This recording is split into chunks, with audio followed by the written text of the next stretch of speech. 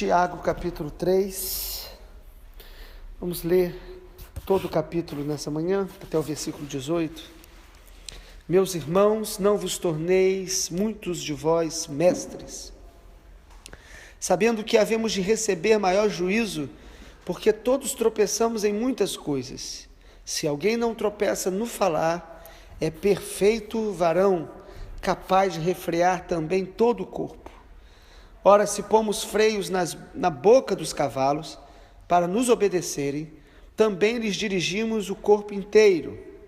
Observai igualmente os navios que, sendo tão grandes e batidos de rijos ventos, por um pequeniníssimo leme, são dirigidos para onde queira o impulso do timoneiro.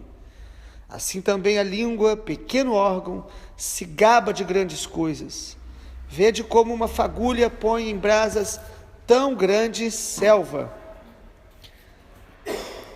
Glória a Deus. Versículo 6. Ora, a língua é fogo, é mundo de iniquidade. A língua está situada entre os membros de nosso corpo e contamina o corpo inteiro. E não só põe em chamas toda a carreira da existência humana, como também é posta ela mesma em chamas pelo inferno.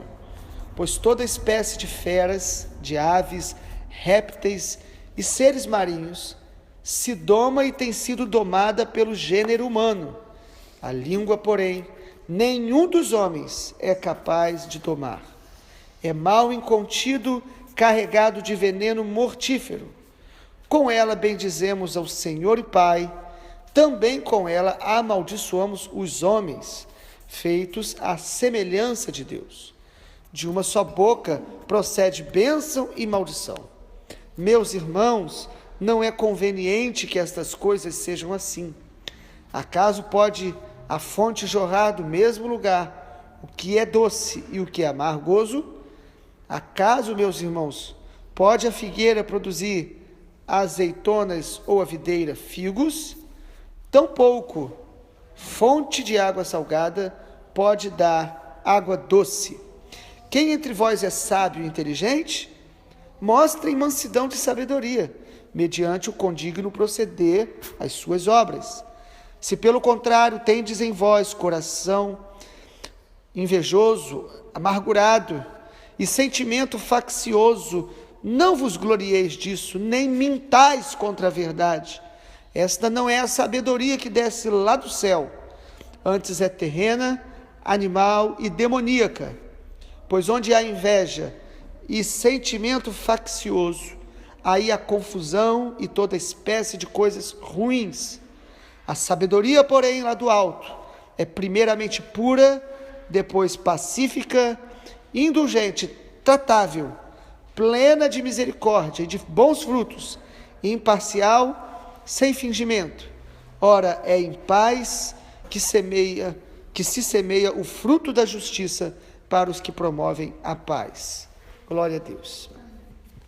Tiago, no capítulo que nós já lemos, no capítulo 1, no versículo 26, ele fala da parte do Senhor que, se nós supomos ser religiosos e não refreamos a língua, nós enganamos o nosso próprio coração. E a nossa religião é vã, que nós já lemos. E no capítulo 3, durante pelo menos os 12 versículos iniciais, a palavra de Deus, através de Tiago, é extremamente específica acerca do pecado da língua. E aí, na nossa visão, nosso estudo de Tiago, dando a ênfase de que Tiago nos ensina como viver a fé na prática, nos chama a atenção e nos faz perceber que uma das grandes provas da nossa fé, da verdadeira fé que temos, é o que nós estamos falando. É a nossa capacidade de administrar a nossa língua. O que falamos, o que comunicamos, o que expressamos, revela mais da nossa fé e do nosso coração do que a gente pode imaginar. O texto é muito claro e a riqueza de ilustrações que esse texto traz para nós acerca da língua é impressionante. Ele compara a língua com esse leme do navio. Ele compara a língua com esse fogo que incendeia uma grande floresta. Ele compara a língua a uma questão como que um freio para a boca do cavalo. A comparação que ele faz da maneira que temos que administrar a língua é extremamente rica, essa comparação. E parece que Tiago está mostrando para nós que quando nós buscamos a Deus e afirmamos ter fé, uma das batalhas que todos nós sempre teremos é a batalha de controlar a nossa língua, de vencer o impulso de falar o que a gente pensa, o que a gente quer, o que a gente sente, levar a língua à obediência de Cristo e da palavra de Deus. Um dos maiores desafios nossos. Ele chega a dizer, Tiago, pelo Espírito Santo, que inspirou o nosso irmão Tiago, que, versículo 2, muitos tropeçam em muitas coisas, mas se alguém não tropeçar no falar, é perfeito varão. E é capaz de controlar todo o seu corpo. Como se ele estivesse dizendo, se você conseguir vencer o pecado da língua, se você conseguir experimentar esse domínio próprio naquilo que você fala, você vai ter uma vitória em todas as áreas da sua vida. Você vai perceber que Deus vai estar te ensinando, não apenas no falar, mas Ele vai estar te corrigindo em todas as áreas da sua vida, o controle da fala. E é importante perceber que a ênfase do texto não está apenas no que nós falamos, mas na fonte que nos leva a falar. Ou seja, Tiago está dizendo, o que você fala mostra o teu coração. O problema então não está em falar corretamente, ou apenas se calar, porque você poderia dizer, eu fico quieto, então tudo está bem. O problema que Tiago está mostrando é, veja o teu coração. Quando você é impulsionado a falar o que você quer ou sente, perceba que o teu coração não está correto. O teu coração não está reto. A palavra que o Espírito Santo fala através de Tiago acerca dessa fé prática. A verdadeira fé vai nos mostrar que o coração precisa ser transformado. Porque se o meu coração for transformado, o que eu falar vai abençoar. O que eu falar vai edificar. E aí aqui serve de teste, uma prova. Na Bíblia tem muitos testes, ou seja, Deus coloca algumas coisas para que a gente possa nos autoavaliar. O que você anda falando está mostrando o teu coração. Jesus declara isso. A boca fala do que o coração está cheio. A questão então não é só falar muito ou não falar, porque seria muito mais fácil, a gente venceria o pecado da língua ficando mais calado. Mas se o coração não for tratado, curado, purificado, santificado, nós podemos pecar abundantemente falando pouco ou sem falar. Por isso, a conclusão até o versículo 12, ele diz no versículo 11, acaso pode a fonte jorrar do mesmo lugar o que é doce e o que é amargoso? Ele não enfatiza o que você fala, mas a fonte, o coração. Ele diz, meus irmãos, a figueira não produz azeitona, a videira não produz figo. O que ele está dizendo? O fruto mostra que tipo de árvore nós somos. O fruto mostra que natureza e identidade nós estamos desenvolvendo. Se estamos cultivando a identidade de Cristo, o que nós falamos vai demonstrar Cristo, vai abençoar e edificar. Que tipo de árvore nós temos sido? Ele não está dizendo, para de produzir esse fruto. Não, ele está dizendo, deixa Deus mudar o seu coração, a natureza. Seja uma videira, porque você vai produzir bons frutos, você vai produzir boas uvas.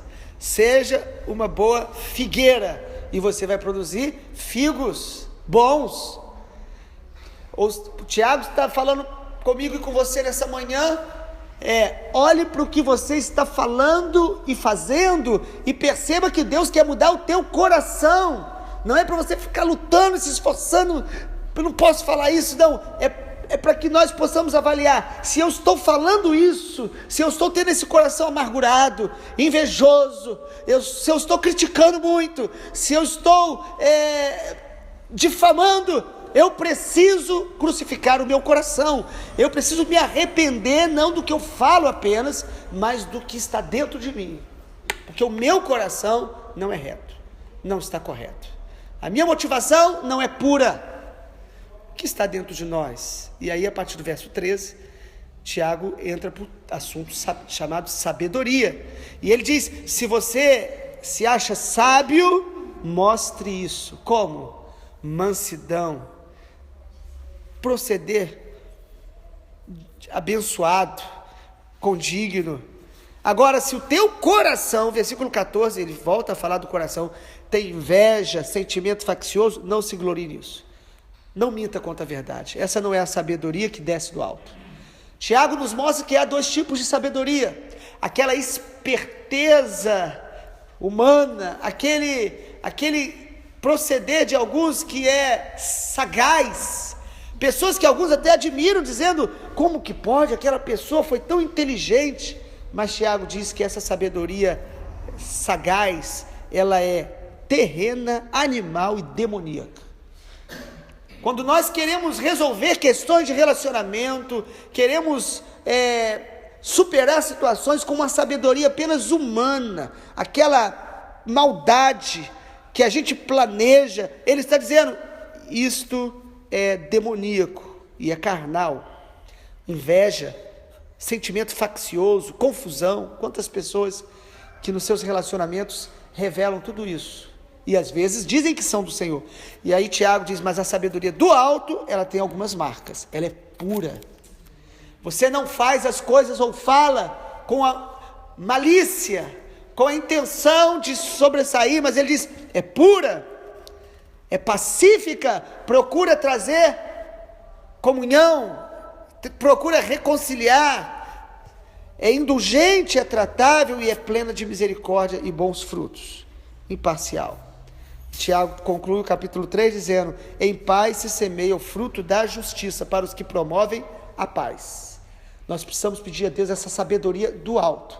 A fé prática, então, vai mudar o meu coração para que eu fale o que edifica e para que eu me mova através da sabedoria de Deus. O meu papel e o seu é cultivar sementes de justiça. No versículo 18, semear o fruto da justiça, para que a gente possa revelar nossa fé naturalmente, que a nossa boca glorifique a Deus. A Bíblia no Salmo diz que as palavras dos meus lábios e o meditar do meu coração sejam agradáveis diante de Ti.